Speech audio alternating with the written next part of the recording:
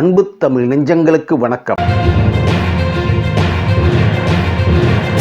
ஏலத்திற்கு வந்த செவ்வாலியே சிவாஜி கணேசன் வீடு, பரபர பஞ்சாயத்து, முதல்வர் ஸ்டாலின் தலையீடு.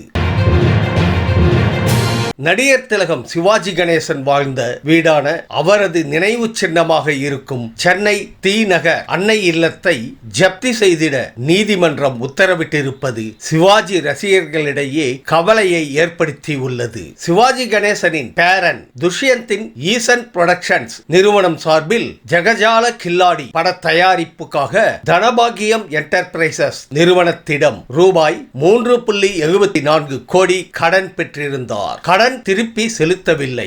இது தொடர்பான வழக்கு விவகாரமானதை அடுத்து மத்தியஸ்தராக உயர்நீதிமன்ற நீதிபதி டி ரவீந்திரன் நியமிக்கப்பட்டார். வட்டியுடன் சேர்த்து 9.39 கோடியை வசூலிக்கும் வகையில் ஜகஜால கில்லாடி படத்தின் அனைத்து உரிமைகளையும் தனபாகியம் நிறுவனத்துக்கு வழங்க மத்தியஸ்தர் உத்தரவிட்டிருந்தார். பட உரிமைகளை வழங்க சிவாஜி பேரன் மறுப்பு தெரிவித்தார். இதனால் மத்தியஸ்தர் உத்தரவை அமல்படுத்தும் வகையில் சிவாஜி கணேசனின் வீட்டை ஜப்தி செய்து பொது ஏலம் விட கோரி தனபாகியம் நிறுவனம் வழக்கு தொடர்ந்தது. சிவாஜி கணேசனின் பேரன் துஷ்யந்துக்கு சொந்தமான நிறுவனம் பதிலளிக்க அவகாசம் வழங்கப்பட்டது. ஆனால் பதில் அளிக்காததால் அன்னை இல்லத்தின் மொத்தமுள்ள 53,000 சதுர அடியில் 13,000 சதுர அடியை ஜப்தி செய்து பொது ஏலமிட்டு பணத்தை அந்த நிறுவனத்துக்கு கொடுக்க உயர்நீதிமன்றம் உத்தரவிட்டுள்ளது. இந்த நிலையில் சிவாஜிக்கு நெருக்கமானவர்களோ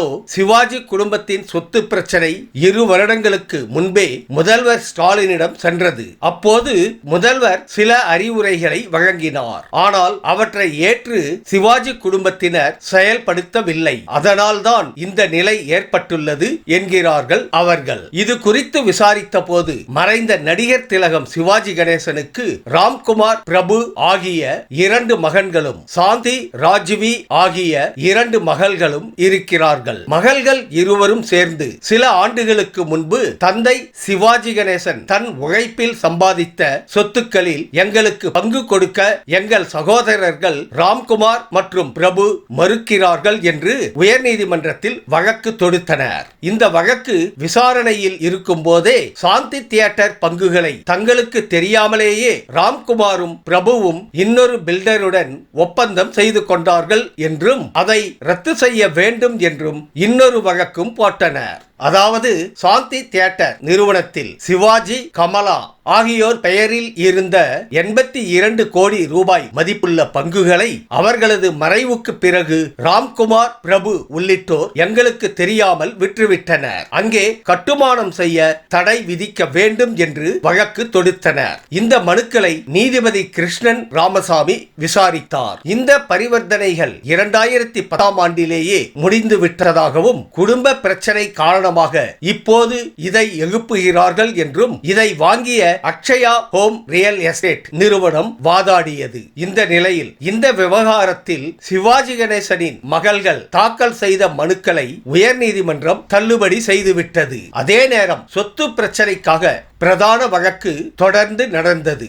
சென்னை டி நகரில் இருக்கும் சிவாஜி இல்லமான அன்னை இல்லம் சிவாஜியால் கட்டப்பட்டது. அவரது மறைவுக்கு பின் ராம்குமாரும் பிரபுவும் அங்கே வசிக்கிறார்கள். அன்னை இல்லத்தில் எங்களுக்கு பங்கு கொடுக்கப்படவில்லை. கோபாலபுரத்தில் இருக்கும் சிவாஜி என்கிளேவ் அடுக்குமாடி குடியிருப்புகளிலும் எங்களுக்கு பங்கு வேண்டும். மேலும் சென்னை ராயப்பேட்டையில் சிவாஜி 4 வீடுகளை வாங்கினார். அதில் ஒரு வீட்டில் நாங்கள், அதாவது மகள்கள் வசிக்கிறோம். மற்ற 3 வீடுகளின் வாடகையும் ராம்குமார் பிரபுவுக்கு தான் போகிறது. அந்த வாடகையிலும் பங்கு கொடுக்கப்படவில்லை. அசையா சொத்துக்கள் மட்டுமல்ல, அசையும் சொத்துக்களான சிவாஜிக்கு சொந்தமாக 1000 சவரன் தங்க நகைகளும் 500 கிலோ வெள்ளி பாத்திரங்களும் இருக்கின்றன.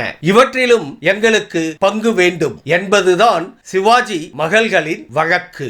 சிவாஜி கணேசன் உயிரோடு இருந்தபோது நடிகர் நடிகைகளின் பல்வேறு குடும்ப பிரச்சனைகளை பேசி தீர்த்து வைத்திருக்கிறார்.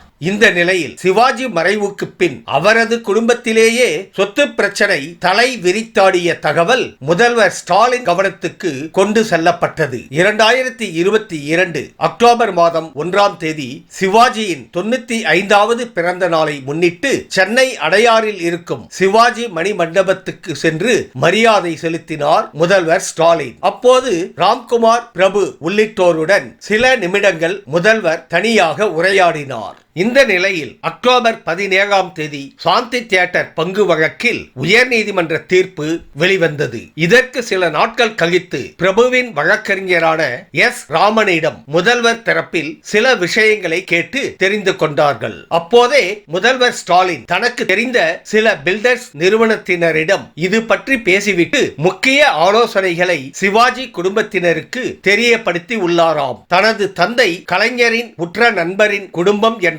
அடிப்படையில் சிவாஜி குடும்ப பிரச்சனையை தீர்க்க முதல்வர் ஸ்டாலின் முயன்றார். ஆனால் சிவாஜி குடும்பத்தினரிடையே கருத்தொற்றுமை ஏற்படவில்லை. இதனால் முதல்வர் ஓரளவுக்கு மேல் அழுத்தம் கொடுக்காமல் விட்டுவிட்டார். முதல்வர் ஸ்டாலின் ஆலோசனைப்படி செயல்பட்டிருந்தால் இன்று அன்னை இல்லம் ஏலத்துக்கு செல்லும் நிலை ஏற்பட்டிருக்காது என்கிறார்கள் நடந்ததை அறிந்த இரு தரப்புக்கும் வேண்டப்பட்டவர்கள்.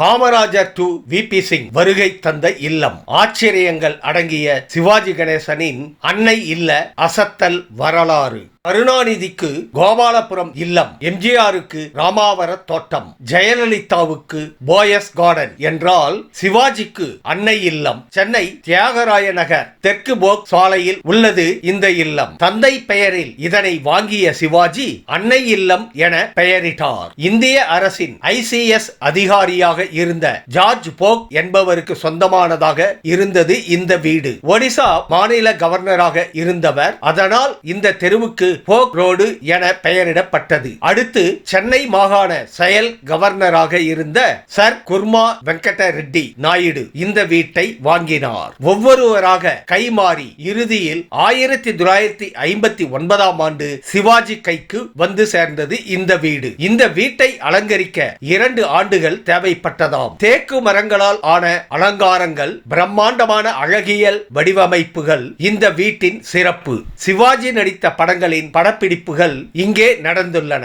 நடிகர் சிவாஜி கணேசன் செவாலியே விருது வாங்கியதை அடுத்து சென்னை மாநகராட்சி தெற்கு போக் சாலையை செவாலியே சிவாஜி கணேசன் சாலை என்று மாற்றியது. அரசியல் தொடங்கி சினிமா பிரபலங்கள் என பலரும் இந்த வீட்டுக்கு வருகை தந்துள்ளனர். டைனிங் ஹாலில் சாப்பிடாத பிரபலங்களே இல்லை என சொல்லலாம். அப்போதைய பிரதமர் விபி சிங் இந்த அன்னை இல்லத்திற்கு வந்திருக்கிறார். 1975ஆம் ஆண்டு அக்டோபர் 1ஆம் தேதி சிவாஜியின் பிறந்த நாள் அன்று அவரை வாழ்த்த காமராஜரே அன்னை இல்லத்திற்கு சர்ப்ரைஸ் விசிட் அடித்திருக்கிறார். யானை தந்தங்கள், புலித்தோல் வீட்டில் இருப்பதாக கூறப்படுகிறது. அன்னை இல்லத்தின் கிரவுண்ட் புளோரில் பெரிய டைனிங் ஹால் உள்ளதாம். இங்குதான் அனைவரும் ஒன்றாக அமர்ந்து சாப்பிடுவார்கள். சிவாஜி கணேசன் ஷூட்டிங் இல்லாத நேரத்தில் அன்னை இல்லத்திலேயே இருப்பாராம். இப்படியான சிறப்புமிக்க அன்னை இல்லத்தை ஜப்தி செய்யும் நடவடிக்கையால் சிவாஜி ரசிகர்கள் பேரதிர்ச்சி அடைந்துள்ளனர்.